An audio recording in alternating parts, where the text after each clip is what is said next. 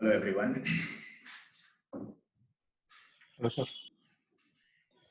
Good afternoon. Good afternoon, sir. Good afternoon. All right. Right. So there are a couple of rules for the next 75 minutes or so. So you have to switch on your videos. Okay. If at all you have not switched on, I'm okay with that. But I presume that you have already communicated the same to the PGP office about your technical difficulties. Okay. You have to switch off the video. Switch on the video. If you have switched off, I don't disturb you, but I presume that you have communicated your technical difficulties with the PGP office, not to me. Okay, right. Right. So, yeah, I believe you are able to see my screen. Half of your screen will show you the presentation slides. Half of the screen will show you the whiteboard, right? And I'm able to see you. I have a couple of screens before me, so I'm able to see you. So my video is in the different direction, so it is capturing, from different sides. So don't worry that don't think that I'm looking somewhere else. I'm looking at you. Right. Yeah. Right. Let me ask you a question. How many of you have studied finance before this class? I have. You can unmute yourself. Who's that? Hello, I'm sorry. sir. Yeah. I'm Niharika. I have done bit of finance in my undergrad. Undergrad. Okay, good. Yes. Good. So what did you study? Just briefly, what are the courses? Any idea? Yes, sir. So actually, technically, my course was BSc Economics Honors. Okay. But in the last year, I did international financial management. Yeah, financial management, portfolio management. Perfect. By the way, accounting is not finance. It's not. Okay, accounting is all about the bookkeeping language. The finance derives tremendously, or it borrows from predominantly from accounting, economics, mathematics, and statistics, so it borrows from all these places. Yeah, of course, we use predominantly the accounting bookkeeping language, to understand and to state a lot of transactions. Right, that's a one thing. So I request you to extensively use even though I'm seeing you, because I'm seeing almost 50 students in the class, so I don't know who's raising the hand, who's not raising the hand, I will not be able to make out. So you can use the chat window, to raise a question. If you don't want to write an entire question, please just say that I have a question. That's fine. So I will stop and then we can discuss. Okay, right. So how many of you have the trading account, demat account? Yeah, I can see a few people raising their hands. Right. I expect everyone to have that. Have a demat account. By the way, I'm not selling any financial discipline here, finance specialization here. I have no interest in that. I'm okay if a quarter of you, or maybe 30 of you are specialized in finance. I'm fine with that. I don't have any real interest. If you don't have any interest in pursuing the finance, you don't need to take the finance. You need to pursue your own specialization, with full dedication. That's what my perspective is. But why I have interest in you having the demat account? See, the issue is that even though you specialize in marketing or HR, operations, any specialization, when you earn money, you need to save your money, and you need to invest your money. So you need to have some understanding, a basic understanding about how the financial markets function. A basic understanding about the financial markets is necessary. So from that perspective, I want you to get the exposure to the financial markets. See, it doesn't really cost much to open a demat account. You just spend 1,500 rupees or 2,000 rupees to open a demat account, and you can use that same money to buy the couple of stocks and whichever stock you wanted to buy. See, it will force you to look at the market every day, and it will also force you to read the newspaper every day, financial news. So in a way, you will be exposed to the financial markets. That 2,000 rupees can be an investment. You may lose all the money. It's not a big money. So you don't play with the big money. I know that you are not earning money, so you should not should not invest a lot of money. You just spend, 2,000 rupees. If you lose everything, you can just, think that You have gone out with a friend and had an expensive coffee. But this 2,000 rupees of investment will teach you a lot of things. It will teach you how the financial markets function. It will also drag you to the financial markets, financial news. You will get to see read the news. I may tell you 100 times that read the newspaper. You will not. I know that. But this 2,000 rupees will drag you to there. So, it will give you some exposure. You may not specialize in finance, but you will be able to relate what is happening in the classes. If some faculty member is discussing even in the first year, you will study all the core courses, all the finance core courses you will study, all the students to study. So you will at least relate what is happening in the class, what is discussed in the class. So you will be able to relate, and you will be able to ask the right question in the class. Okay. So if at all you have some exposure to the financial markets. So my humble suggestion is that, just, try to open an account so that, and don't play with the big money. Play with the 1,500 rupees at 2,000 rupees. Buy 2-3 stocks and observe that, how it is going. How did you make the decision? Whether you made the decision rightly or not. So what mistakes you have done by making the decision. So all these things you will be able to pick up in the classes. If at all you have an exposure. Okay, so that's what I wanted to tell you. In fact, I'm going to introduce you to the financial markets today in today's session. I will introduce you to the financial markets. This is what my agenda is. So I will introduce you to the financial markets, and we will discuss about what are the functions of financial markets, and we also classify what are the different types of financial markets that you get to see in the marketplace. And then in the last 15 minutes, I will just try to spend some time to discuss about the recent improvements in the financial markets, how the recent improvements in the technology, computing technology, information networks, what changes these improvements brought into the financial markets, how the financial markets have become very dynamic, what dynamic changes happened in the last 2 decades or so. I will try to give a perspective on that. I know that with this 75 minutes, I know that I'm not going to give you the complete understanding about the financial markets. My attempt is to give you some perspective, some basic understanding about the financial markets, and develop some curiosity in your minds about the financial markets. That's what my objective for this 75 minutes. If I can incite, or if I can ignite some curiosity in your mind, by the end of this class, that's I consider as the success of my class. Okay, right.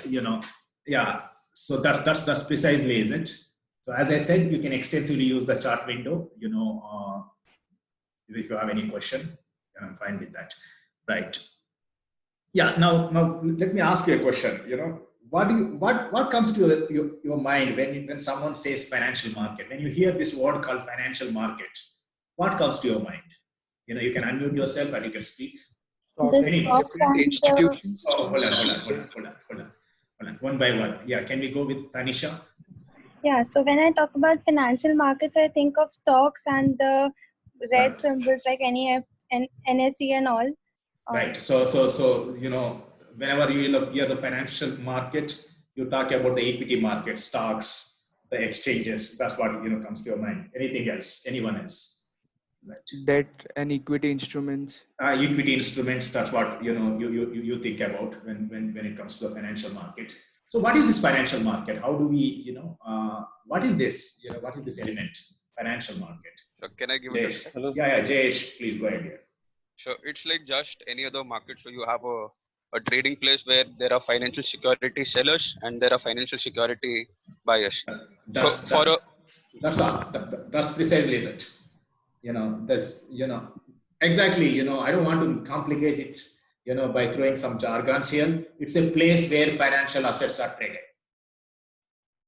It's a place where financial securities are traded. It's a place where financial instruments are traded. Securities, instruments, assets, everything is said. Okay, some people may call it as a security, some people may call it as a financial asset, some people may call it as a instrument, financial instruments.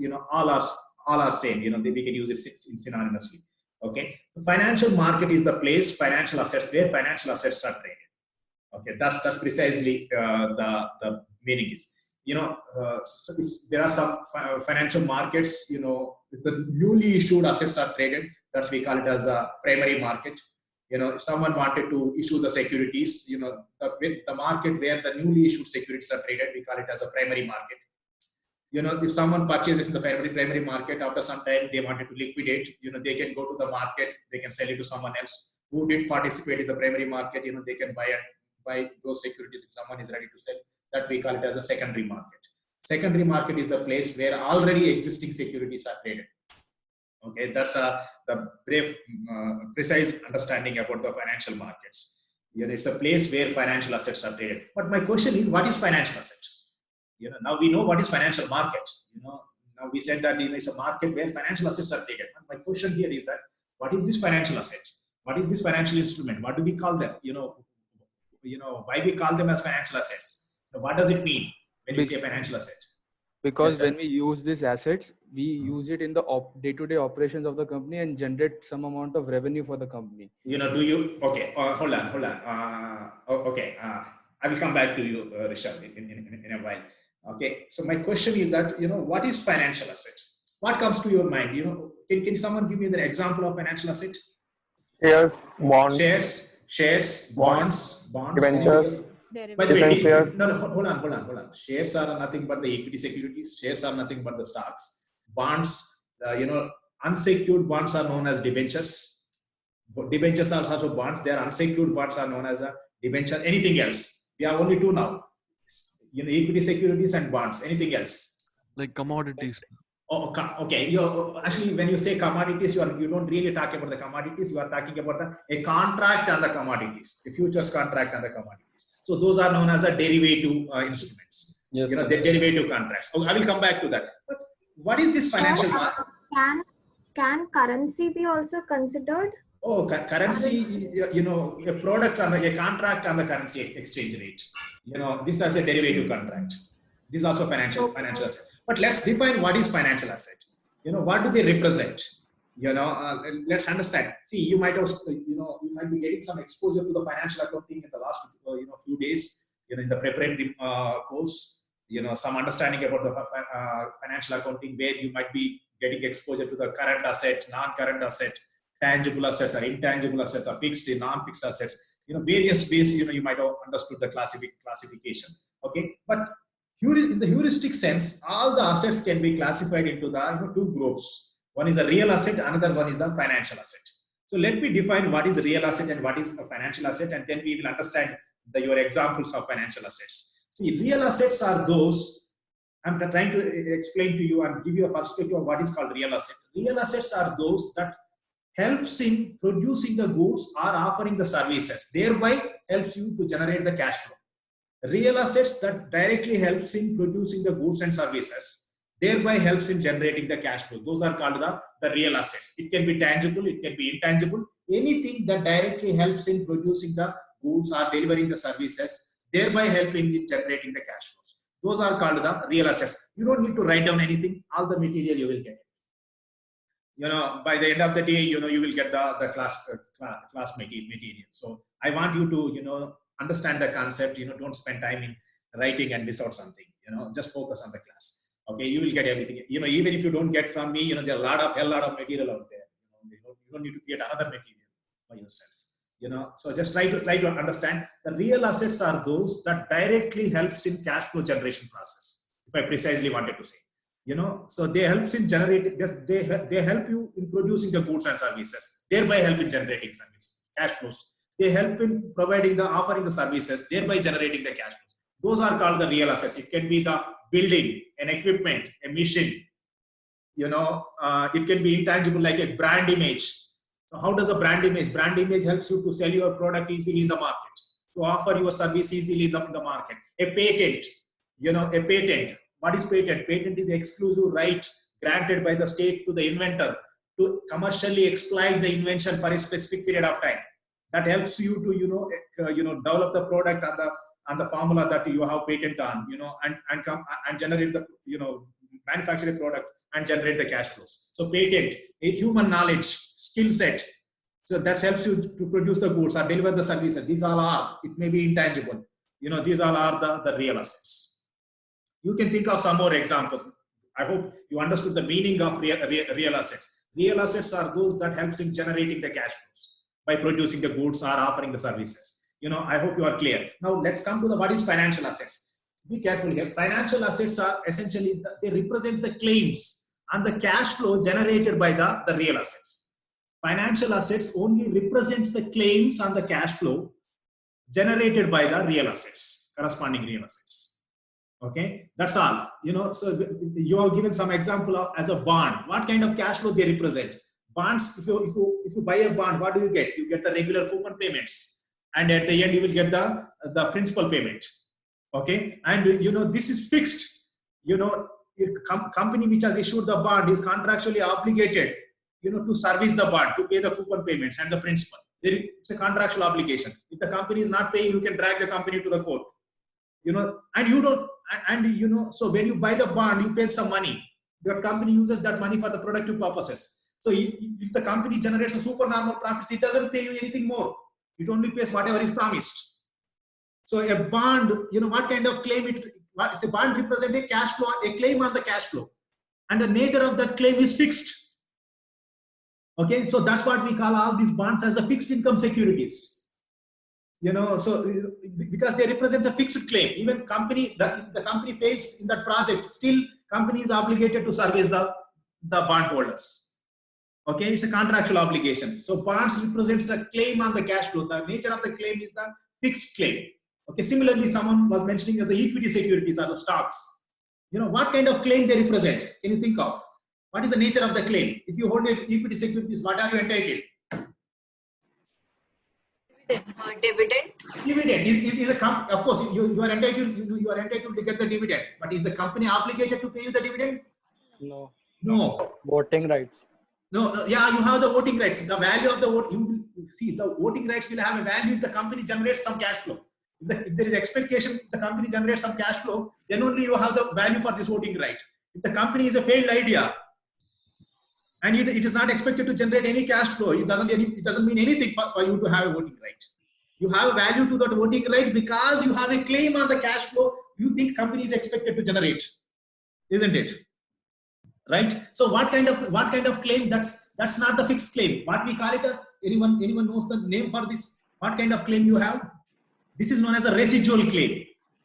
You have the residual claim on the cash flows. What do I mean by residual claim? See, if a company is liquidated, what happens if the company is liquidated? We sell all the assets. We get the proceeds and we pay off to all the people. If whatever is left over, if there is anything left over, that goes to the equity holders.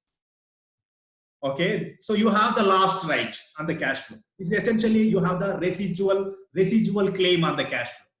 Okay, so that is in the case of the company which is getting liquidated. But what is the residual cash flow in the case of the company which is in operation? Okay, you understand I'm trying to drive the point that equity securities represent a residual claim. I'm trying to define what is this residual claim. What is this residual cash flow? You have a claim on the residual cash flow. So in the case of the liquidating firm, all the proceeds will be used to pay all the claim holders. If there is anything left over, that goes to finally to the equity holders. Okay, but my question is, what is the residual cash flow or residual? What is the claim equity holders have in the case of the company that is in operation? Can I give it a try? Yeah, please go ahead. Maybe like after distributing, when the company decides to give the dividends to the other shareholders, and after distributing that share, if they have anything left, then the equity shareholders come into picture. By the way, equity holders also give the dividend, right? Why do you say after dividends? But then there are preference holders. Hold on, dear. I'll just explain. You are right. I'll just give a structure to your thought. You are right. Let me put it in a perspective. So my question is that what is the residual cash flow?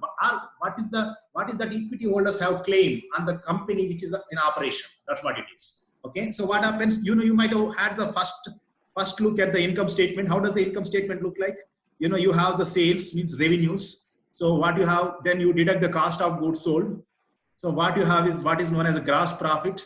Then what you have, sales and administrative expenses. You deduct the sales and administrative expenses. Then what you have is the earnings before interest, taxes, depreciation and amortization. Some people call it as a EBITDA. Some people call it as a PBITDA. That's okay. That's a terminology different people use. Then you make the allocation for the depreciation and amortization. Then what you have is known as operating profit, EBIT or PBIT. Then you pay the interest to those people who have lent the money to you. Okay, then what you have is earnings before tax or profit before tax. Then you pay the tax. Then what you have is the profit after tax, or this is also called the net income. So all the equity holders have the claim on this. Okay, just look at here. You paid all the raw material in the cost of goods sold. You paid all the labor. You paid all the fixed expenses, sales and administrative expenses. You made the allocation for the capital expenditure. You made the allocation. You paid all the debt holders interest. You paid the government. All the stakeholders are satisfied. So equity holders have the complete claim on this PAT. Okay, if the company has, by the way, when you have the share in equity security, you have a voting right. What do you do with that voting right? You elect the board of directors. Board of directors in turn select the management to run the company. So the managers report to the board of directors. Board of directors on behalf of you manage the company. Okay, so board of directors on behalf of you will decide what to do with this PAT.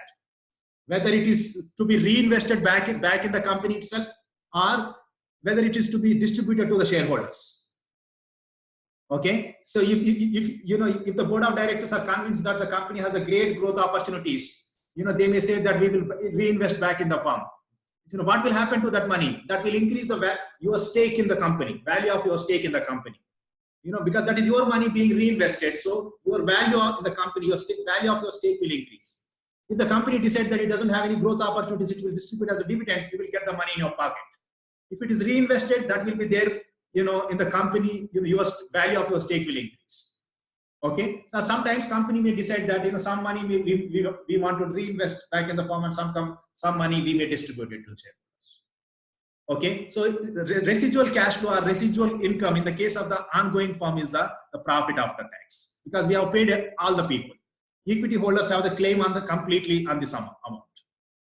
Someone was telling, she's speaking about the preferred equity. What is this preferred equity? It is a little above the equity securities and below the subordinate debt. Okay, so what is preferred equity? Preferred equity has a features of both debt and equity. So it's a quasi equity. Okay, the preferred equity holders are expected to get the dividends, but there is no contractual obligation on the company to make the regular payment. But if at all they are ready to pay the dividends for the common stockholders, they have to clear all the dues for the preferred equity holders. You will study all these concepts at a later stage, but you try to understand preferred equity is somewhere, in the priority, they are just above the equity holders and below the subordinate debt holders. Subordinate debt holders means they are not the senior debt. They don't have much security. That's what I mean by. Okay, they are not backed by the lot of collateral. That's what I mean by. Okay, by the way, equity securities are the financial securities, financial asset. They represent a residual claim. That's what I was focusing. Residual claim in the case of the liquidating firm, residual cash flow in the case of the ongoing firm. That's what we were discussing. So at this point, you should be clear. There are two kinds of financial assets we discussed: debt, bond securities, bonds, and another one is the equity securities. And we know that financial market is the place where financial assets are traded. The basic financial assets are the equity securities and the bonds. There is something known as a derivative products. Some people are mentioning about the options or the futures. By the way, I'm not going to get into the details of each instrument, but I will try to give you a perspective of what is this derivative. Derivatives are actually contracts. The value of these contracts depends on the prices of the underlying assets. So derivative products it can be option or it can be future. There are different kind of contracts. They derive the value. Their value depends on the prices of the underlying securities or underlying assets. So that's what they are called the derivative instrument. They derive the value from the underlying securities. That's what they are called the derivative instruments or derivative assets or derivative securities. People. Okay, so financial market is the place these basic financial assets are traded. There are some more customized financial assets are there, but basic financial assets are the equity securities, bonds, and the derivative instruments. Okay, right. That's what. So I hope you are clear what is real asset, what is financial asset. By the way, one more thing you need to understand at this point: the value of the financial asset depends on the success or failure of the real assets and their cash flow generating capacity, because financial assets only represents the claims on the cash flows. If the real assets fail to generate the cash flows, the value of the financial asset will be zero. If you are holding the equity securities, if the real assets of that company is not generating any cash flow, the value of the financial asset that you have, they are completely worthless. So essentially, the success or failure of the financial asset depends on the success or failure of the real assets in generating the cash flows. You need to understand. So financial assets are merely claims. The debt securities have the fixed claim, equity securities have the residual claim. They are only claims on the cash flow generated by the real assets. So the value of the economy is essentially the value of the real assets. You need to understand. So financial assets only represents the claims. So, someone might say that, RIL is currently trading at the 2300 per share. I'm just giving a random number, 2300 per share. Why are they paying 2300? People are expecting the cash flow worth of 2300 or much more than that in the future. That's what they think that this RIL is expected to generate a lot of cash flows, and your value of your claim is 2300. That's what we are ready to pay. So why are we paying 2300? Because that's what we think is the worth of that claim. Okay, so essentially they are essentially the claims. Okay, you need to understand. Okay, so if the real assets fail to generate the cash flows, the financial assets are really worthless. Okay, right? If the company fails to generate any cash flow, if the company closes, the papers that you are holding have no value. The equity securities or anything you are holding do not have any value. Okay, right. That's what I have here. There's nothing else. Real assets generate the net income to the economy. That's right. The wealth of the society or nation is determined by the value of the real assets. So these are the three basic financial assets: the fixed income securities, debt instruments, bonds are called the fixed income securities. The equity security, they represent the residual cash flow. I hope you are clear what is the residual cash flow. Okay, and then derivative instruments. Derivative instruments are derivative contracts. These are essentially contracts. They derive the value based on the price of the underlying assets. Okay, right. Yeah, I have a small conceptual question. What do you think? Is the college education real asset or financial asset? It's a real asset. It helps you to generate the cash flow, right? Yeah. Then another one, lease obligation. It represents a claim on the cash flow. It's a financial asset.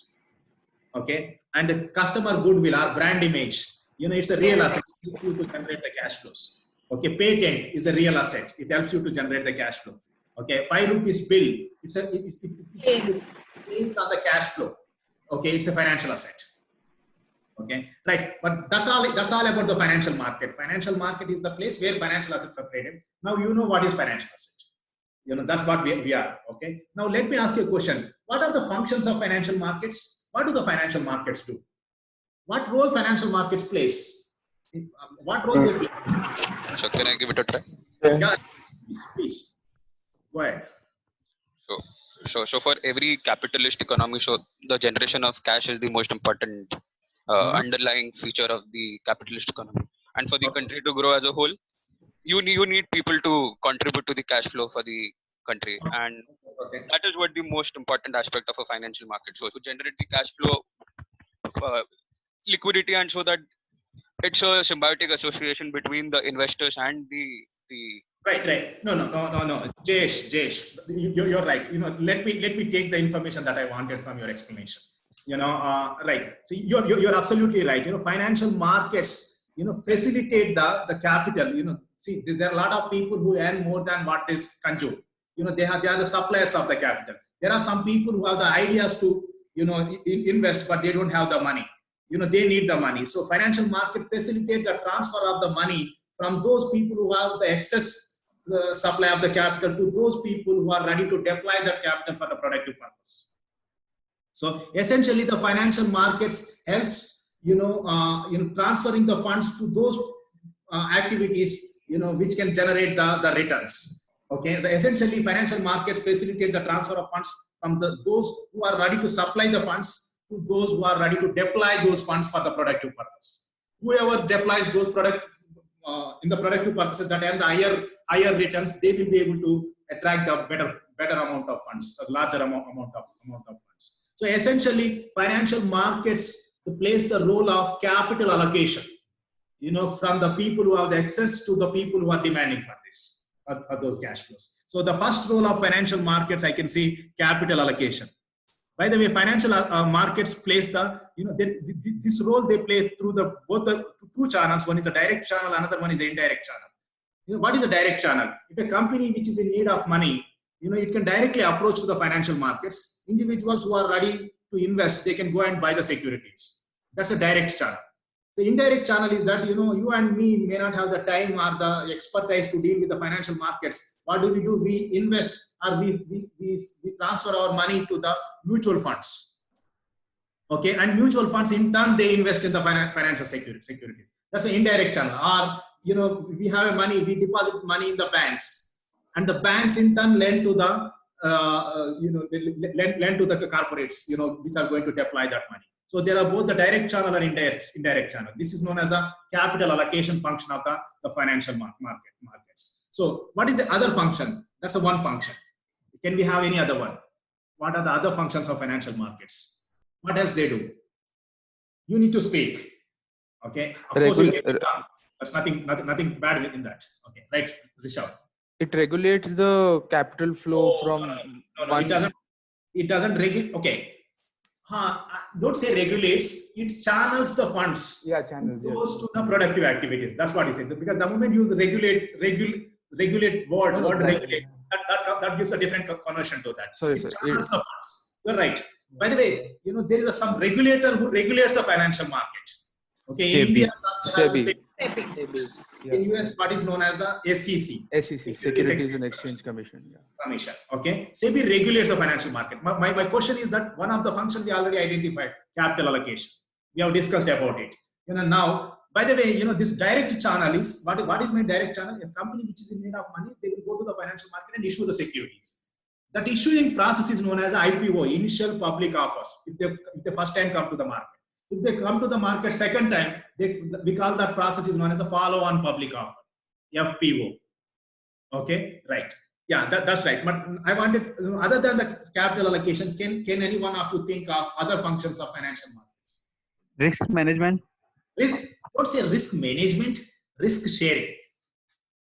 Okay, what does it mean? Financial markets helps to transfer the risk from those who are undertaking the investment activities to those who are willing to take up the risk. Let's say you are an entrepreneur, you have an idea, the investment that you require to visualize or to implement that idea is, let's say, 500 crores. I'm just giving an example.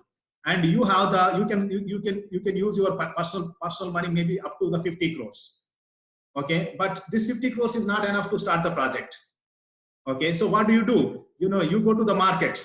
You issue both equity securities and debt securities. Okay, and you say that, I'm ready to issue the 250 crores worth of equity securities, and remaining you will borrow by issuing the bonds. Those people who believe in this idea, in this idea of the project, in this idea of the company, they will buy the equity securities who are ready to take the risk. Okay, and share the risk with you. They will take the ownership stake by buying the equity securities. If the project succeeds, they will get a lot of money. If the project fails, they will just walk out. Okay, but if so those people who are ready to understand, who are ready to bet on this idea of the project, but there may be some people who are not willing to take the risk. They can also invest by buying the bonds. Okay, but they will not get anything more if the project succeeds. They will only get whatever is promised. So in a way, financial markets facilitate the transfer of risk from those people who undertake the investment to those people who are willing to bear that risk. Okay, so financial markets facilitate to spread the risk. Let's say, I can give you an example. Assume that there is XYZ company. It got the, let's take the RIL. Assume that RIL got the new project, where they thought that, they can find the natural gas deposits in Bay of Bengal. To explore those natural gas deposits, assume that they need the 1 lakh crore. Okay, if the RIL entirely invests this 1 lakh crore, they are only taking the risk. But they can float as a new company and they will invest 25 crores. Remaining 75 crores people can invest by issuing the equity securities and bonds. Those who believe in the idea of that particular project, they can invest, they can buy the equity securities and share the risk. Okay, so financial markets facilitates, that's major function. After capital allocation, the major function is risk sharing. Sir, I had a question related to this point. Go ahead. So the way you stated that how risk sharing happens, and if you took the example of that company, All right. So how is it different from a startup idea and the angel investors that they look for? They Oh also no, do the same thing. hold on. Yeah, angel investing. So what happens? So I'll tell you. You have a business plan. You have some idea. You are ready to put. Let's say, angel investing comes at the very idea stage. You are not even seen the prototype of the product. Okay, you just have some idea that is coming from your engineering lab. So to develop it as a proper idea, a product, the angel investor comes into the picture. Okay, so and after developing the product, if you commercialize that product, we will go to the venture capitalist. Of course, angel investor comes a little earlier than everyone can be called as the venture capitalist. Everyone is taking the risky project because this product may be commercial success or not. It may become commercial success or not. Okay, so that is still the private, so in this case you can say that I said that you are bringing in the 50 crores. It's not it may not be the 50 crores. Along with you, angel investor has worked and someone else has worked with you. So everyone's money is 50 crores. Okay, so that's at the early stage. You will study some of these concepts, but you try to understand the angel investor comes at the very early stage, at the idea stage. Or you may not be having any idea, but that he knows that you have a potential to develop an idea. He may ready to invest. He will invest in the 10 such ideas. One idea may succeed. And one idea he will make all the money. That's how it works. It's a risky capital. He may fail in 9 ideas. He knows that. He may fail in the 90% of the times. But this 10%, he will make the multiple times the returns. Okay, right? Yeah, that's the early investor stage. Okay, right? Yeah, the one is the capital allocation. Second one is the risk sharing. Anything else? May I? Yeah. Yes, sir. Right. It provides. Yeah. Ashish, just wait, Ashish. Okay. Thank you, sir. So, price discovery, sir. It helps in price discovery. For example, if price discovery, right. Sorry, right. sir? Yeah, it helps in price discovery. That's what you mean. Yes, sir. It facilitates the meeting of the buyers and the sellers so that they can fix the marketplace. So their interaction decides the price. Their interaction, so there are some people who wanted to buy the security. Why do they want to buy the security? They think that there is a lot of opportunities. This company is expected to grow so that you will have a lot of value. You wanted to buy. There may be some people who are pessimistic about it. They are ready to sell the security. The interaction between them will decide the price. Okay. Yeah. Ashish, you have something to say. Yes, so it provides liquidity to the investors that it provides the liquidity. That's right. I got your point here. Sir, Anand here. They can sell anytime in the market. Right. They provide the liquidity. We will talk about it. Liquidity. Sir, Anand. Go ahead, yeah. Sir, I feel that financial markets to a great extent also, help government to stabilize the economy and avoid inflation by manipulating the interest rates. For example, the policy rates are being changed by looking after the financial markets. Okay. See, actually, government is also a player in the financial markets. They will borrow and they will lend. Most of the governments are running what is known as the deficit financing. Their revenues are much lower than the expenses. They go to the financial markets and borrow the money. Yes. Okay, and by their trading activity, they also influence the interest rates. They set the interest rates through the regulator. Through the RBI.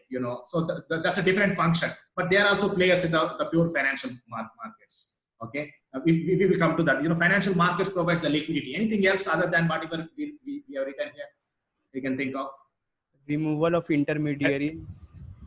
Right. Essentially, what does it mean? If there is someone, just imagine there is no financial market. Just imagine there is no financial market. There is no financial institution. What do you do with your excess money if at all you earn more than what you spend? If there is no financial market, there is no financial institution. You can keep that excess money in a cupboard or under a mattress. After some period, when you take out, the money will be safe. Yes, sir. Now just imagine, what else you could have done in the presence of financial markets. Financial market will bring those people who have the excess money to one place, and the people who are demanding for that money to the same place. So that search costs to identify who has excess money, is completely eliminated. In a way, financial markets, by removing the intermediaries, by bringing everyone to the one place, they will reduce the transaction costs. Transaction costs essentially. So we call this as a efficiency here. Efficiency in the sense they reduce the transaction costs. Reduce the transaction costs. Okay. These are. Is there any other function? Actually, you have covered most of them. Yeah. Helps in budget making. You see, not helps in budget making, helps in financing the projects. By raising the money. That is all about the capital allocation here. Okay, right. There is another function financial markets play, but before that, let me take you to the whatever we discussed in the formal way. The capital allocation we have discussed. Financial markets facilitate the transfer of funds from one agent to another, either for the investment or the consumption purposes, either direct way or the indirect way. We have discussed this. The another one is a risk sharing. Virtually all investment projects will have some amount of risk. The financial markets facilitate to transfer the risk from one agent who is ready to take the investment to those people who are willing to take the risk.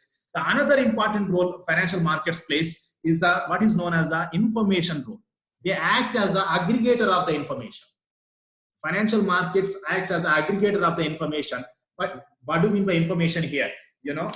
See, just imagine, some people are paying 2,300 rupees to the RIL shares. Why are they paying? People are thinking, there are a lot of people in the market are thinking that, RIL has the greater growth opportunities, and those growth opportunities will generate the cash flow, and you have the claim on those growth opportunities, and the value of that claim is 2,300. People are thinking about it. If the people think that, it's much more value, there are a lot of some more people will go and buy. Many people will buy. Share price will go up. Okay. So in a way, financial markets, reflect the majority opinion in the financial market. So what in the financial market, if someone is buying, means he has a positive perspective about the stock. Someone is selling, means he has a negative perspective. If the more people believe that a particular company has a great opportunities, what happens? Those are the majority, they will push the stock price up because they keep buying the stock. Okay, what happens? Just imagine one company stock price is going up. The management of the company will find it easy to raise the money from the external sources. Because price is going up in the market, everything is positive. The management will find it easy to raise the money, okay, and invest that money in the expansion project, and they expand. Similarly, just imagine if the collective opinion in the financial market is that a particular company doesn't have the growth opportunities. What happens to the prices of that particular company securities? They will go down, and the management will find it very difficult to raise money from the external sources. So they eventually need to downsize and disappear. So in a way, I'm going to make a very large claim here. Financial market is going to decide which companies will survive and which companies will fail.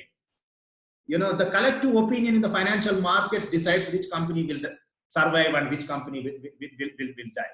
If the financial market thinks that a particular company has a great opportunities, the price will go up, management will find it easy to raise money and invest in the project, and they will expand. If the financial market thinks other way, they have to eventually downsize. But my question here is that, see, it's all about the opinion is all about the expected cash flows in the future. But no one can accurately say what is the expected cash flow, what can be the cash flow, in the next year, T+2, T+3, T+4 year, T+5 year, we don't know. Okay, so sometimes financial markets can also make the mistakes. They may make predominantly many times they may make the mistake. They did make the mistakes in the previously. They probably making the mistake now, and they may expect it to make it. It's just that when I say financial markets decides which projects will survive and which projects will die, it means that it's only the collective opinion. This collective opinion may turn out to be wrong. It's not that always that this collective opinion is going to be right always. It's just a majority opinion in the financial market that decides the price movements.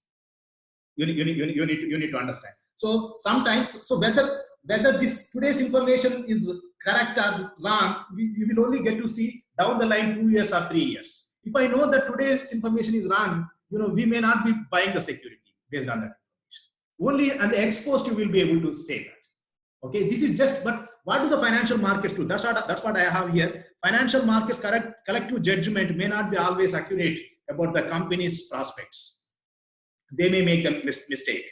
It is impossible to predict with certainty which ventures will succeed and which ventures will fail. But it's just a collective opinion. Okay. So what do the financial markets do? At this particular point in time, whichever the company seems to have the better prospects, that company stock price will go up. That's what it is. At this particular point in time, whichever company seems to have the better prospects, those companies will find it easy to raise money in the financial markets. That's what it is. That's what it is. You need to understand. It's not that always financial markets are correct. It's just an opinion, majority opinion. That is what is reflected in the financial market. It's just a platform. Okay. So financial market plays the role of information aggregator. So financial market encourages the allocation of capital to those firms that appear at the time to have the best prospects. That's what I mean to say. Okay. Right.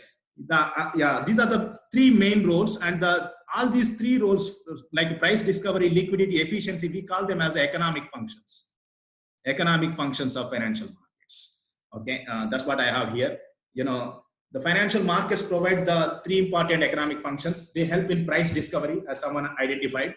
They bring, because the interaction between the people who are ready to buy the security, who think that the company has the better prospects. There are some people who are the other opinion. They supply the securities. The interaction between them, makes the price or helps you to decide the price. That's essentially the price discovery. Yeah. By the way, the price reflects the information about the particular company, the collective opinion or collective information about that particular company. Okay. If the price is going up, what does it mean? The collective opinion is positive about that particular company's prospects. So that's what it. So price reflects the information. That's what I mean to say here. What I mean to say, the price of an asset reflects all the information. Why people are buying and selling.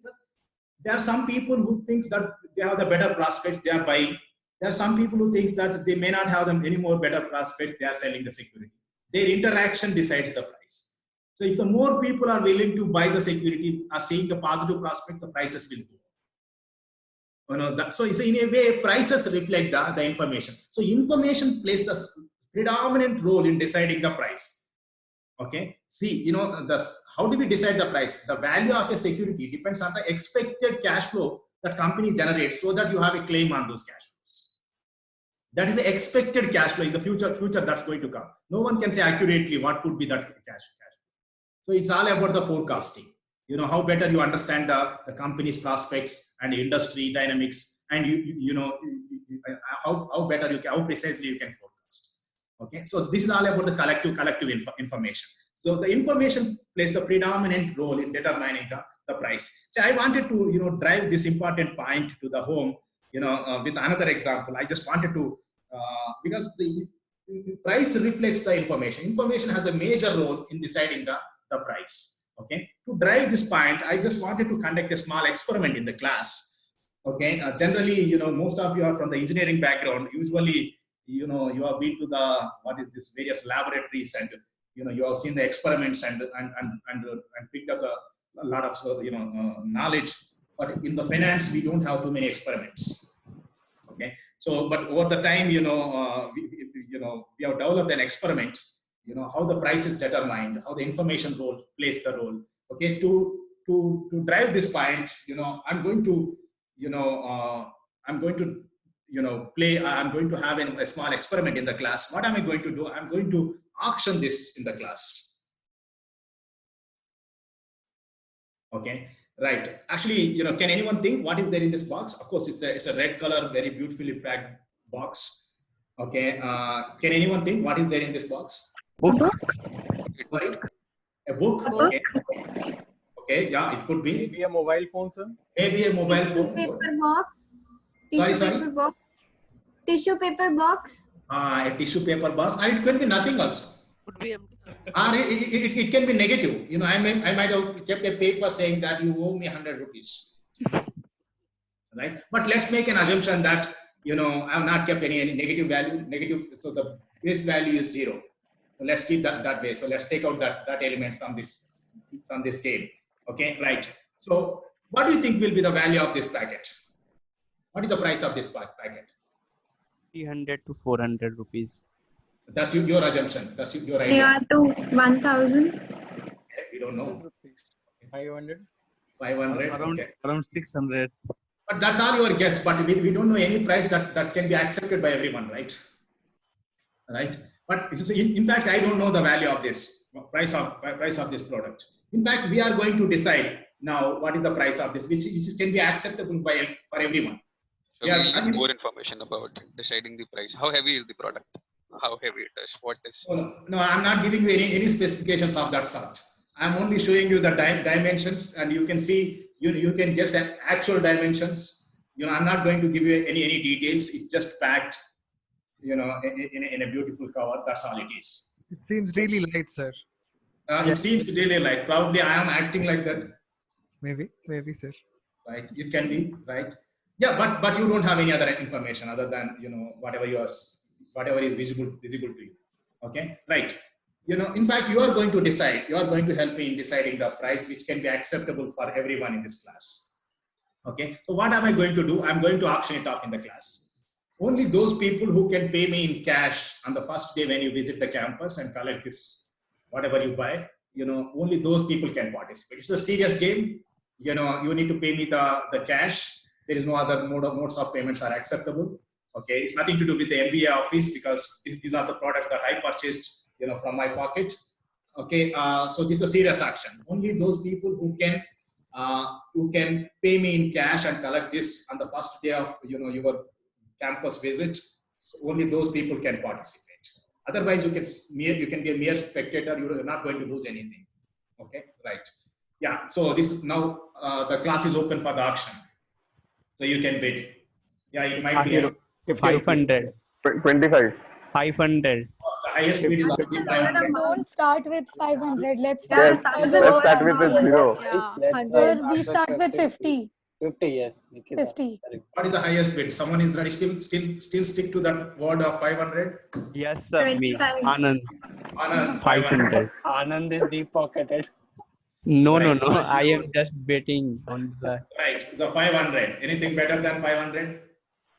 501. 550.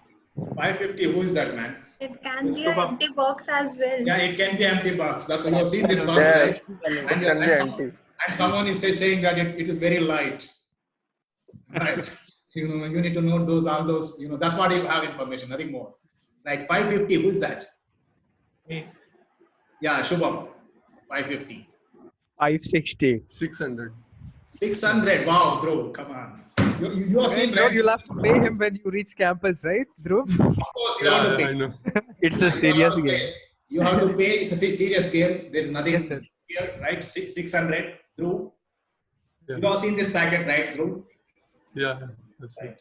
Okay, I'll up the game a bit. See, 650. actually, people are saying it may be 650 light, someone. but it may have a No, deep we don't oxide need gold. we don't need your explanation here. We wanted only price bid. Right. Yeah. So how much is the highest bid now? Someone said 650. Chandan. Is the 650 still? Are you sticking with that Chandan? Right. Wow. 650. Good. Very interesting. Anything better than 650?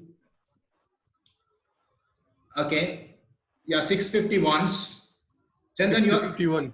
Wow, who is that? Dhruv. 651. Okay. Okay. Quick question. Are you auctioning the same box in every section? I don't want to reveal that. I don't want to answer that. Let me leave it to your imagination. Okay. By the way, every time I'm opening, I'm sure all the 3 classes will have the different products. I'm sure you have plenty of information about it. Okay, but yeah, I will come to that. But I don't want to divulge any more information on that. So 651. That's what the rule says. 660. Who is the 660 Anand? Okay, 660 once. Anything better than that? 670. 670. Who is that? Chandan. Okay. Yes, sir. Yeah, 670. Yeah, 670 once. 670 twice. Anything better? Oh, who is that 700 man? Wow. 700. Vimal, you have seen this box, right? Yeah, Vimal. 700. Wow, that's good. Interesting. 700. Okay, 700 once. 700 twice. And sold. It is 700. What is the price for this product now?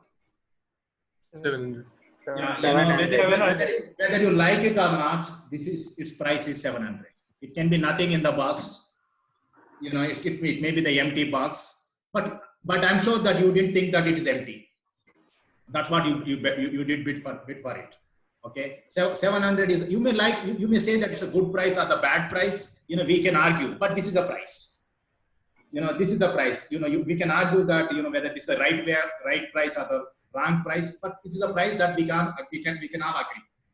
This box price is 700. That's what it's priced. Okay, right. You don't have any information. I didn't allow you to touch. I didn't allow you to weigh. You just guessed it. Whether it's light or heavy. You don't have any information. But still, we decided the price. This is exactly the game at play in the market. Okay, right. But it's not true that you don't have any information. You know that a faculty member is auctioning this product, and before the 55 students, and you also know that if I cheat you, I will get into the trouble with the director. You also know that you have some amount of information, right? Right. We will ask him. We will ask him to open what he bought. Whether it's a good price. Whether it's a good deal or bad deal for him. But this is the price we all need to. We all have to accept, because this is the value of this product. It can be bad or good. We will ask him. I would have allowed him to open the pack. If it is a physical class, and see what he bought. With his 700 rupees. But I will, since it's a virtual class, I'm taking the liberty of opening this box today. Okay, right. Let us see, and we will ask him whether it's a good buy or the bad buy. Sir, what if he doesn't pay you? I see. I'm an honest guy, and I expect everyone to be honest. That's all. He doesn't get the product. Don't worry. So what is this? Your phone. Nice. So what is the price of it? It's a 1200, 1299. 2,999. More than 2,000. Yeah, that's a price. Actually, I think I paid some 700 rupees. I believe 700 or 800 rupees on the Amazon. So how much discount? Is it a good deal or bad deal, dear? Good, sir. Good. It's a good deal. Good deal only if he has no earphone right now. Yeah, it has a requirement. Actually, sir, I want to buy. I was also searching of earphone. Right. So that's okay. Those are the interpretations that you can do later. But so how much discount you got? If you think that I paid 1,500, you got at least 55% discount.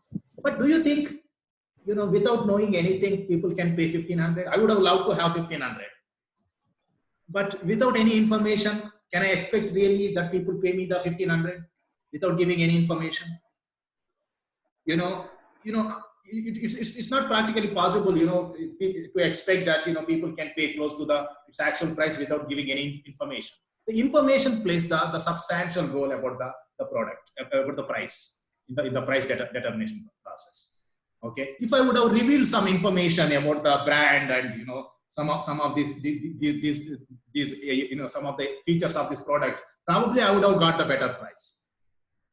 So the people would have incorporated that information in the price and quoted that particular price. So information plays the significant role in the price determination. So what we have done is a price discovery process in the limited information. So as the information is, if you know the full information, probably I would have got the exact price that I paid in the market. Okay, so information plays the major role. That's what I wanted to drive from this exercise. Price discovery. The price reflects the available information. Okay, with the limited information, that's what the price I could get for that product. Okay, right. So the another economic function of the financial markets is the liquidity. What is this liquidity? See, liquidity is the ability to sell or buy the given quantity of the asset at the fair market price. Let's say, currently, RIL is trading at the 2,300. Assume that it's trading at 2,300. If someone wanted to buy 1 lakh shares, there is a tremendous, the trading happening, with the RIL stock. If someone wanted to buy 1 lakh shares, he can immediately buy 1 lakh shares because there are a number of people who are ready to sell, who are ready to buy. There are a lot of transactions are happening with the RIL stock. But if you want to buy the UCall Fuels Limited stock, 1 lakh shares, will you be able to buy at the current price? The moment you hit the 1 lakh shares order, the price will go up because there are not enough number of people who are ready to sell. So liquidity is the ability to sell or buy a given quantity of the asset at the current market price. If your order makes the price to deviate, it means that the particular asset doesn't have the enough liquidity. So that's what my meaning of that's what our meaning of liquidity in the financial markets. You know, if there are enough number of people, let's say if you want to buy 2 lakh shares of the Infosys, there's a lot of trading happening. Volume is there, you know, with the Infosys stock. If you want to buy 2 lakh shares, you can buy at the current market price without affecting the price. But if you want, but you will not be able to buy the same stock, same quantity of the, let's say, small stock like Ucal Fuels Limited or some other stock, or Balrampur Chini. You know, you will not be able to buy the stock of 2 lakh shares of the Balrampur Chini at the current market price, because the moment you wanted to buy a big order, you know, because so far not much trading is happening, suddenly price will go up. Okay, if your trade order drives the price, it means that the particular security doesn't have the enough liquidity. See, in India, we have the close to the 35 years experience in the financial markets, where the US market has experience of almost more than 100 years. So we can say that US market is more liquid than the Indian market. Even within India, some stocks have the higher liquidity, some stocks have the lower liquidity. Nairobi market is, you know, less liquid than the Indian market. We can argue that. So liquidity is the ability to sell or buy the asset at the current market price. That's what the idea is. The degree of liquidity is different for the different securities or different markets. The another one we already discussed, the efficiency, reduction of transaction costs. Financial market brings in the people who are ready to supply and people who are demanding for the capital to the one place. In a way, they reduce the transaction costs. Okay, these are the functions of financial market that I wanted to discuss. One is the capital allocation, risk sharing. The third one is the information aggregator role, the economic functions, price discovery, price reflect the information, liquidity, and the third one is the reduction of transaction costs. We call it as the efficiency. But now I wanted to discuss slightly other concept. How do we classify the financial markets? We have already classified the financial markets in the beginning. We said the primary market, secondary market, depending on whether securities are newly issued or already securities are trading. If the securities are newly issued, we call it as a primary market. If the already issued securities are traded, that is known as the secondary market. There are the various ways people classify the financial markets. You know, that's what I just wanted to focus next few minutes. You know, based on the type of financial claims, you know, we said that, you know, some of the claims financial assets represent are the fixed nature. Some claims financial assets represent are the residual nature. Based on that, we classify the financial market as a fixed income market and common stock market. Common fixed income market is the place where the assets representing the fixed claim trade, debt instruments trade. Common stock market is the place where the financial assets with the residual claim trade. They are known as the common stock market. And there is another way of classifying based on the maturity of the claims. There is something known as a money market. If the maturity is less than 1 year, we call it as the money market. More than 1 year maturity securities trade, that is known as a capital market. That's how we classify. There are various ways of classifying. What about the equity market? Equity security. Equity securities are perpetual securities. Companies will live forever.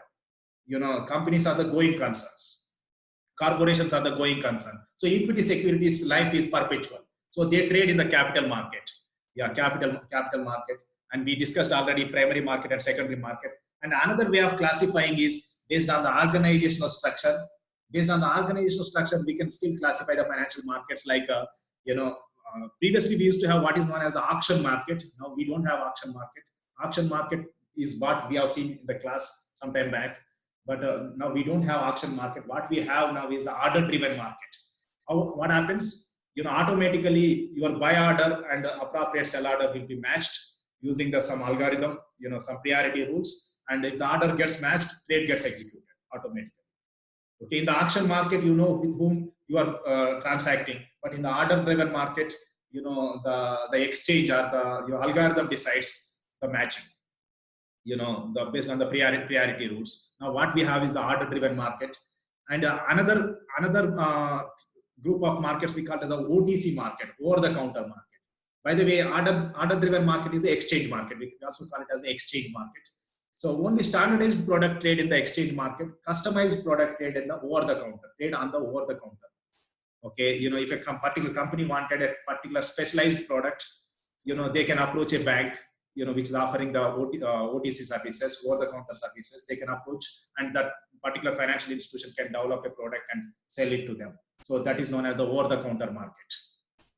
Very specialized contracts trade on the over-the-counter market. By the way, volume of the over-the-counter market is much substantially higher than the exchange market. So you will get to see some of these, as you proceed in the various courses. Right? Who are the players in the financial markets? Can someone, who are the usual players in the financial markets? Can you think of? Who are the foreign institutional investors? Let me say institutional investor. Institutional investors, yeah. Yeah, it can be domestic or it can be anyone. What are these institutions, by the way? Institutions. What are these institutions? Banks. We talked about banks. So indirect mutual funds. Mutual funds. These fund houses. Okay, pension funds. Hedge funds. Right. Yeah, you said hedge funds. Right. The insurance companies. Wealth funds, sovereign wealth funds, endowments. These are the institutions. Even the banks do participate. So who are the other people to participate in the financial RBI, market? individual. Yeah, RBI participates on behalf of the government. We can say government. See, government doesn't come directly. RBI represents the government. Okay. So who else? Individuals. Retail investors. Individuals. That's what So generally, individuals are the suppliers of the capital, net suppliers or net savers, usually. And there are something known as a companies, firms. They participate. They are the usually net borrowers, or they demand the capital. Okay. By the way, firms do not have the expertise to deal with the financial markets. They generally, whenever they wanted to raise money, they will approach what are they known as the merchant bankers or the investment bankers. Investment bank represents the companies. They act as a face to the companies in the financial markets. They act as a proxy. They represent the companies in the financial markets. These are the brokers. Brokers are the mediators. You play with through the broker. Broker is only represents the individuals or the investors. That's how it is. Right? Yeah. That's what I mentioned here. Yeah, that's precisely the investment bank. They represent the corporations in the financial markets. By the way, I have only 7 minutes, but I will take 5 minutes of your break time. So I wanted to focus on the next few minutes on the recent improvements in the financial markets. There is a substantial changes happening in the financial markets last 2 decades or so, in the various dimensions. When it comes to the financial markets, you don't have any geographical restrictions. As an individual also, you can invest. If you have the you have the account with any international broker, you can invest. You have the limit up to $250,000 all over the world. You can invest. Now you don't need to bother about the geographical restrictions. If you want to invest more than $250,000, you need to inform the RBI. You just need to inform. RBI is not going to stop you. Okay, it's not the cap. You just need to inform the RBI about we have some capital controls. There is no geographical restrictions. So the recent trends in the financial markets can be summed into these 4 groups that I summed. Into the 4 groups. One is a globalization. The another one is securitization, financial engineering, computer networks, and computing technology. We will talk about one by one. When it comes to the geographical restrictions, you don't have any geographical restrictions. I'll tell you the simple idea. Not simple idea. The reality. At what time in India financial markets open? 9:15 in the morning. Exactly 45 minutes before Singapore market opens. 45 minutes or 15 minutes before. Exactly 1 hour or 2 hours before the Japanese market opens. Few hours before some of the US markets open. So in a way, if you have the account with the international broker, you can trade throughout the 24 hours. Okay. Now there are the products, that on Indian market, the futures on the Indian market trade in the Singapore exchange. The futures on the Nifty, it means essentially a Singapore citizen can bet on the Indian market 45 minutes before the Indian market opens. Okay, so you try to understand. And similarly, there are now products, that facilitate the citizens to buy the foreign securities without converting their currency into the foreign currency. Like an American citizen can invest in the Indian security, like Infosys, TCS, without converting the dollars into the rupees, because all these companies have raised money in the US market. Infosys raised money by issuing what is known as a depository receipts. In America, we call them as American depository receipts. GDRs. In Europe, they are called as the GDRs. How does it work? Let's say if the Infosys wanted to, issue the 1 million Infosys shares in the US market and raise money. So what do? They transfer all these 1 million shares to the one financial institution in US. This financial institution will act as a depository of these 1 million shares. Again, is this depository, they issue let's say 10,000 depository receipts. Each of these depository represents the 100 shares of the Infosys. So these depository receipts trade in the NYSE, New York Stock Exchange. Okay, so a US citizen, if he wanted to get exposure to one of these Indian companies, he doesn't need to convert the dollars into the rupees. Similarly, a lot of Indian companies have issued the securities in the European markets. By the way, even some foreign companies can come and issue the securities in the Indian markets as well. We also have the rules and framework. Any foreign company is invited to issue the securities in Indian market and raise money. So far we have these rules from as early as 2002 onwards. But so far only one company that has come forward and issued the securities in Indian market, one foreign company. So far, that is known as anyone knows the name of it? Standard Chartered Bank. That we call it as IDRs, Indian Depository Receipts. So essentially, one thing is that you can invest in across all the markets. Even in the domestic markets, foreign securities do trade. Okay, so this is what I have here. Redrawing the regulatory constraints made the geographical borders irrelevant in exploring the investment opportunities. There are the products trade on the products that are written on the Indian market trade in the Singapore market, Japanese market, and the US market. So you don't need to really convert your dollars into the rupees if you want to get exposure to the Indian market. Okay, there is something known as securitization. What do you mean by securitization? See, most of you might have borrowed the student loans or education loans to pursue the MBA program. See, what do you think? Do you think these banks are going to sit on these loans till you pay to rotate the money? Some of these banks sell these loan books to someone else and get the money and again lend it to someone else. They don't wait till you pay the money. Just imagine, imagine there is a bank called ABC. Just take an example of a bank called ABC. Assume that it has assets of 1,000 crores. Only 1,000 crores it has. Assume that it has given all the student loans. If it sits on its loan book, it has to wait for people to pay the EMIs and use that money again to lend. It doesn't need to sit on this. What it can do, it can package it and sell it to someone else. People like X, Y, Z, these people will buy the securities against these loans. So ABC will get all its money back. Again, it will lend. What it will do, it will collect it will act as an agency. It will collect the money from all the people to whom it has lent money and transfer the money to these people. Okay, this is a simple, securitization example. It's not just about the student loan. Yeah. These are of course, these guys, XYZ is having the papers, right? They are backed by the student loans. Sometimes they are backed by if these loans are actually home loans, they are the mortgage loans, essentially. Okay, so what happens? So ABC will have the incentive to give more and more loans so that it will get the more and more commission. So this is what happened in the US before the 2007 or 8. What happened? They are giving the loans and packaging it and selling it to someone else. So bank will have the more commission if it lends to the more number of people. So in order to lend to more number of people, they compromised on the credit quality. They started lending to the subprime borrowers. That led to the crisis. I don't want to get into those details, but actually the securities these guys are holding, they are called the pass-through securities. They are also called the pass-through securities, mortgage securities essentially. These securities are the order of the day. And another thing, because of the improvement in the computing technology, we no longer use the pen paper to calculate the prices or anything. Now we can create any complex product. We can develop any complex mathematical model and execute it.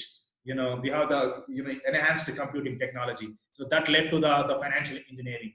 It's all about the synthesizing the new products by either bundling 2-3 products or dividing the one product into the various products.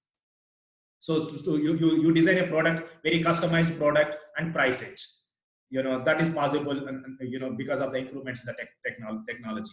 Another one, you can see for last 20 years substantial improvement in the computing technology and information technology. Just imagine you are sitting in the early 90s. Assume that we are in the early 90s. We don't have internet properly. All the shares, all the equity securities are not dematerialized. People used to hold the share certificates. Just imagine we are living in the early 90s. Think about, assume that one company has announced the results. When the people used to get to know only in the evening when the newsreader announced that, if at all he announces. And then otherwise you get to know the next day in the newspaper. And you don't know the annual reports. You don't have the internet connection, to access the annual reports. What do you need to do? You need to send a DD to the management of the company secretary, to send the hard copy of the annual report. And it will come in the India Post. You just imagine you need to process this information, how much time it takes. And then you need to call your broker, and broker will go and place the order, and he will get the shares and he will post it to you. By the time you get confirmation or you get the shares, you can get to see the shares, how much time it takes from the time the results are announced till you made the order. At least 10 to 15 days minimum. Now, what is the scenario now? Because of the improvements in the technology, computing technology, as the CFO is speaking, now we have the voice recognition algorithms. If he says 2-3 times that our PAT has gone up by some percentage, immediately a voice recognition technology will pick up that, those statements and process this information, and it itself issues the orders, and it gets executed. Before he completes his press meet, the price already reflects the information. This improvement, are we paying any much price for this information? Almost negligible. We don't pay much price for this information because cost of information, because of the improvements in the information dissemination is very cheap. Cost of information is very negligible. Online trading, you don't need to call a broker. You have a smartphone. As you are listening to the speech of the CFO, you can place the order using your smartphone. Instantaneously it will be transmitted and it will be posted, and you will get the confirmation immediately, and next day you will get to see the shares in your account. T+1 transaction plus 1. This has become possible in the last 2 decades. There's substantial improvement in the the speed with which information reflects in the prices. Okay, and the prices incorporates the information. Now so you may be surprised. I was reading the SEBI's report. SEBI's report says that 49.8% of the trades originated in India in the last year by the algorithms. If at all you open the account, in the next week, if you start trading, probably you are not trading. You are trading with the computer, some computer program, other side of your trade transaction. It may not be the human being. What is algorithmic trading? Algorithmic trading is design a program and delegate your trading decision making process to the algorithm. So that has become the just imagine 50% of the Indian market trades are issued or initiated by the algorithms. A little less than the 50% in the last year.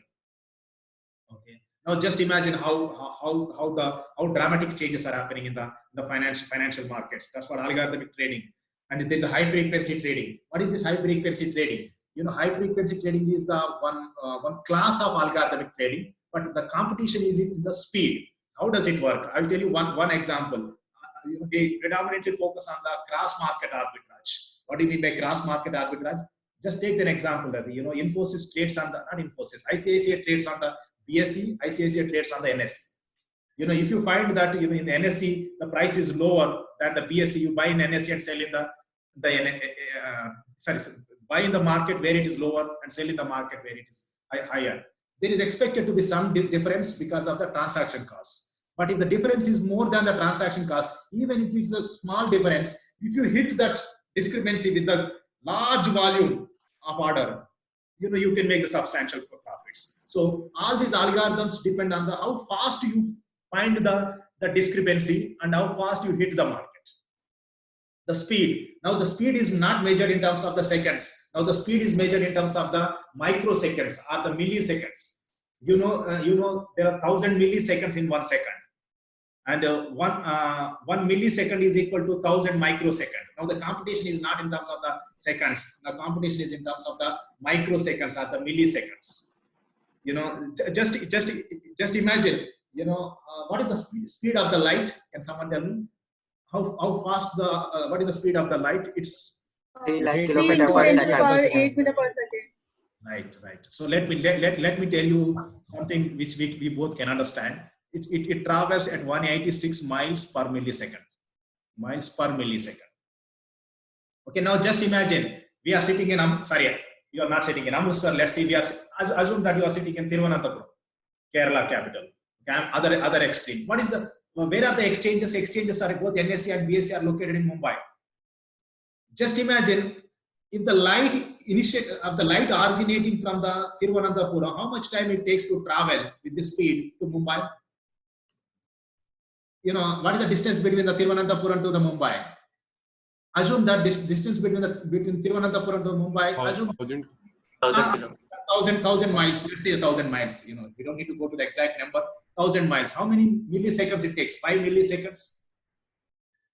Yeah, 5 milliseconds it takes. Now, just imagine a high frequency trader sitting in Thiruvananthapuram. Even if its trade instruction travels with the speed of light, can he win the trade with the person sitting in Mumbai who is initiating the order? Is there any way he can compete with the person sitting in Mumbai? There is no way. How efficient your program is, still you cannot win, because the speed itself is taking the distance itself is taking the 5 milliseconds. Even if it travels with the speed of light, there is no way that the person sitting in Thiruvananthapuram or Lucknow or Amritsar can win the trade, when in competition with the person sitting in Mumbai. So what do you need to do if you are a high frequency trader?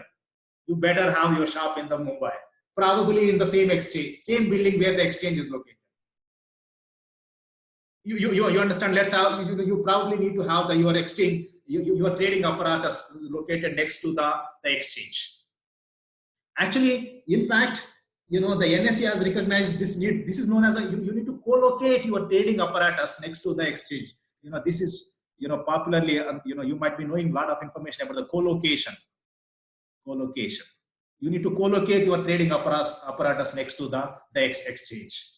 You understand what is the need of co-location, because high frequency traders need to find the discrepancy speed with a at a rapid speed and hit the market at a rapid speed. So you need to co-locate your trading apparatus next to the exchange. Actually, this has been recognized by the NSE as early as 2010, and they started renting out the space to the high frequency traders. In fact, in the last 3 years financial statements, if you look at the NSE financial statement, 35% of their total revenue is coming from the renting out services, these co-location services, renting out the space to these high frequency traders. Okay, 35% of the exchange revenue is coming from the by renting out this space to the high frequency traders. Okay, so this is what is the improvement. That's what exactly I have here. Even a light can travel only at 186 miles in millisecond. So an order originating from Thiruvananthapuram transmitted at the speed of light would take almost 6 milliseconds to reach Mumbai. So an order from Thiruvananthapuram could not possibly compete with one launched from a co-located facility. So that requires all the more necessity to have the co-location. I have some work for you. You just read about the co-location. There was some great scam. People, hand in glove with the NSE officials. A lot of people made money in this co-location services. It has been unearthed, and the NSE was fined by the SEBI in April 2019. So the fine amount was close to more than 1,000 crores. Okay, because the volume of the revenue coming from this service is substantial. Okay, there are a lot of people. By the way, the people who want to take this high frequency trading, they look at the trading data, live data. They need access to the live data to find the discrepancies, the speed, and and initiate the trading instructions. That's what I wanted to just introduce you to the world of financial markets. So I just wanted to give you the basic idea about what is financial market. what are the functions of financial markets, how the financial markets are classified, and what are the recent improvements in the financial markets. I just wanted to give an initial understanding about the financial markets. So that's what the purpose of this session. I understand that I've taken 10 minutes of your time, but we are done with the session now. But I will be around for 10 more minutes. If you have any question, you can stay. Otherwise, you can silently leave. That's all I have. Okay. Yeah. Welcome to IIM Amritsar. Thank you, sir. So if you have any question, you can be here. Otherwise, silently leave.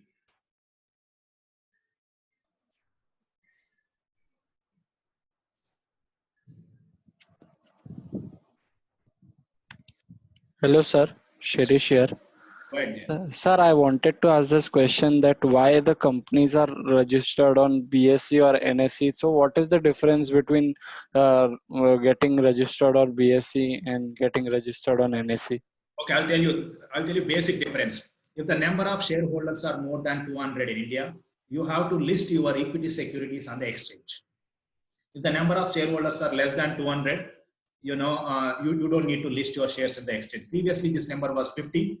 In the new Companies Act, this number has increased to the 200. If the number of shareholders are more than 200, immediately you need to list your shares on the exchange so that those investors can trade among themselves. Okay, the moment you list, you need to disclose a lot of information because you are making your shares available to the public. So regulator says that you need to disclose a lot of information, quarterly earnings announcement, lot of disclosure requirements comes into play.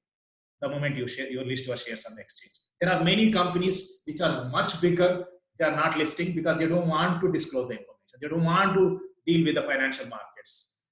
Companies like TAFE, Tractor and Farm Equipment Limited, it has a turnover of close to the 6,000 crores. It's a very big company, but they are not listed on the exchange. It's not that it's compulsory. There is no compulsion on that. You can be a corporation, you can be a private corporation. Okay. The moment number of shareholders increases more than 200, you have to list. Yes, Tanisha, go ahead. Yeah, actually, you talked about something related to claim and the real investments, right? Assets. Yeah, real assets in the financial claims. Yeah, financial I'm confused in both of them. So can you please help me? No, just, financial assets are those that helps in generating the cash flows, directly helps in generating the cash flows, while participating in the production process or offering the services. Anything that involves in the direct process of delivering the services, producing the services, or producing the products, those are known as the real assets.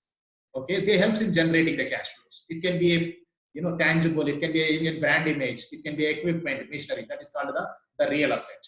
So financial assets are essentially claims on the cash flows generated by the real assets. Financial assets only represents the claims on the cash flow generated by the real asset. Like equity securities. Equity securities represents a residual claim on the cash flow. Bonds, they represents a fixed claim on the cash flow generated by the real assets. Okay, if the real assets fail to generate the cash flows, the financial assets do not have the value because they only represents the claims. Financial assets are just claims on the cash flows. Okay, that's what. They are not tangible. They are just assumptions of what exactly your real assets might be. They are not tangible in the sense, nowadays we don't have any, tangible. They are dematerialized, but you have a right. You have a right on the cash flow. You have a claim on the cash flow. They represent the claims on the cash flows. That's all it is. Thank you. Chandan here. Go ahead. Sir, I want to know what is the difference between an IPO and FPO? Why the company, sorry, you complete the question here. Difference between IPO if company already allotted the IPO, first initial public offering, then why they will come? No, it's just that, they wanted more money. They wanted more money for their expansion. They can come to the public market anytime. So they want to sell more shares to the public. Yeah. They wanted to sell more number of shares and raise more money. But the existing shareholders will have the first right to buy those securities. Okay, they will have the first right to buy those securities. I understand, there will be some dilution. So to avoid the dilution, the initial investors will have the first opportunity to buy. This is known as a preemptive right. They have what is known as a preemptive right. Okay, right. Hello, sir. Yes, go ahead. Yeah. So this is Apul, sir. I had one question. So, as you said, that information plays a very important role in the price of the stocks and the behavior of the financial market. So, I will. Can you please elaborate on the role of sentiments in the? By the way, sentiments are our opinions on the given information. So, but they are not always based on information, sir. No, see, some rumor, something, it originates from somewhere. Without anything, it doesn't originate, right? And it has caused, like in the history also, it has caused, in the past, it has caused several drawbacks. For example, not only in the past, it may be causing now. You will only get to know after a few years if at all it is causing now. See, it's all the behavioral biases here. See, what happens so what is more important, sir? What is more important? What are their, information, or this? How much important is the sentiment or the sentiment of the customers and the sentiment of the general market about the company in driving the? Okay, if the see, I don't say sentiment, I say views. Okay, or opinions. Let me put it that way. See, my opinion about the given information is influenced by my biases. Okay, the same information, you may read it differently, you may interpret it differently, I may read it differently. That is because of you have different, biases, and I have different, biases. If the more people read it, whatever the majority opinion, that's what is reflected in the market. Okay. So how the same information, same announcement, everyone is reading the same announcement. You read it, I take it optimistically. I will tell you an example. I like RIL, Reliance Industries Limited. If there is any positive news, I will just jump. Okay. Okay. If there's a negative news, I don't look at it. I will avoid. Unless it is coming on my face, I will try to avoid because I like that stock. Okay. I try to negate the negative news. And similarly, you assume that you don't like the RIL for some reason. If there's a negative news, you try to get attracted to that. Positive news, you will just underweight it. See, that helps you to form your opinion on the information. So what is reflected in the market is because based on your opinion, you trade. Okay, yes, right? You read the new information and you process it and you trade. If the majority people opinion is it what is reflected in the financial markets? So to a large extent, it is also related to the brand image. It can be anything, dear. Brand image. You may view it as a positively. See, brand image is essentially track record. What was the track record? The RIL brand image in the product market is different. RIL brand image in the financial market is different. Whatever the financial market is, say, if they release in the past some information, which is not true, the reputation of the RIL in the financial markets will not be good. Okay. So same information. So you may say that these guys always release the positive information. Probably they don't have any of this project. Just in order to boost the stock price, they might have released this positive information. They might, but I may read it differently. I may say that they might have really found the project. Okay. So if everyone is of my type, prices will go up. If most of the people are of your type, the prices will go down. That's how I look at it. Okay. Thank you, sir. But information plays the major role. That's what it is. Okay. But the thing is that there are millions of people. If everyone behaves independently, I may be pessimistic, you may be optimistic. It will get cancelled away. Yes. So that's what the basic idea. So in the long run, information is more important. Yes. Right. The information is more important. Right. Thank you, sir. Sir, I was also having a question. Sure. Sir, at the last you told about co-location services thing that we are supposed to study about. That how it leads to a scam in April 2019 or something. Right. Can you just give me a brief about that? Oh no! You can just open the Google. You can find a hell lot of material. If I say something that may bias your reading also. Now I've given you the hint. There was because people misuse this service. Because people didn't understand as early as 2010 the requirement of these services. They've done some favors to some people. That's what is unearthed. Can we relate it to insider trading? Insider trading is slightly different. A company, this is as an exchange, you need to give the information or services to all the people on the same platform. You need to provide the level playing field. you should not be favorable to anyone. So they tend, the NSE was accused to be favorable to some people, and they made the money. And probably some people in the NSE are in a hand in glove with those transactions. Okay. So insider information is, when it's related to a particular company. Thanks. Sure.